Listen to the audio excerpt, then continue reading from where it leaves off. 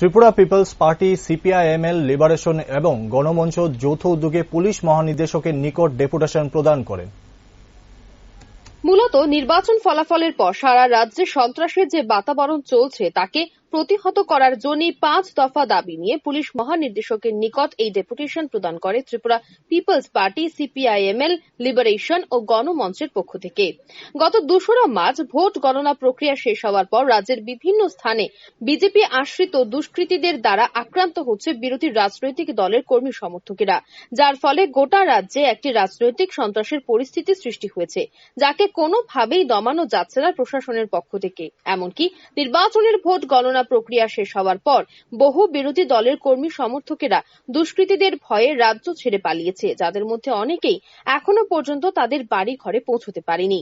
শুধু তাই নয়, তার পাশাপাশি উক্ত বিরোধী দলের কর্মী সমর্থকেরা কোনো একটি নির্দিষ্ট রাজনৈতিক দলের সমর্থিত হওয়ার দরুন বিভিন্ন সময় তাদের বাড়ি ঘর ভাঙচুর থেকে শুরু করে আগুন দিয়ে বাড়ি ঘরগুলিকে পুড়িয়ে ফেলা হচ্ছে। কিন্তু প্রশ্ন হলো, রাজ্যের প্রশাসন এখনো পর্যন্ত তাদের বিরুদ্ধে কোন রকম আইন অনুযায়ী পদক্ষেপ গ্রহণ করেনি কেন? রাজ্যের ডিজি সাহেবের কাছে, রাজ্য পুলিশের ডিজি সাহেবের কাছে ডেপুটেশনে মিলিত হতে যাচ্ছি। আজকের আমাদের ডেপুটেশনের মূল দাবি হলো, নির্বাচন উত্তর যে সন্ত্রাস ত্রিপুরাতে এখনো বর্তমান চলছে সেটাকে অতি সত্বর বদ্ধ করতে হবে এবং এটা বদ্ধ করতে পুলিশের একেবারে কঠোর হস্তে এটা যাতে বদ্ধ করা যায় সেই পদক্ষেপ নিতে হবে।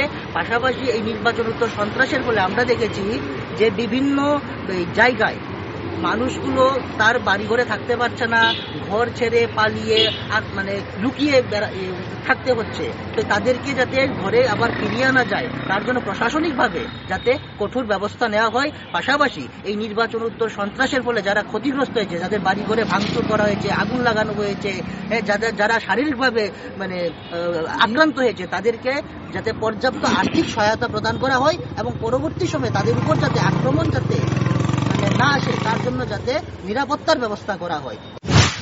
দেখার বিষয়, উক্ত বিষয়গুলি নিয়ে ডেপুটেশন প্রদানের পর প্রশাসন ও পুলিশ আধিকারিকেরা এই সন্ত্রাসকে দমন করার জন্য কি কি পদক্ষেপ গ্রহণ করতে পারে ও কত দ্রুত উক্ত সন্ত্রাস থেকে মুক্তি দিতে পারে গোটা রাজ্যবাসীকে। Bureau report, rising Tripura.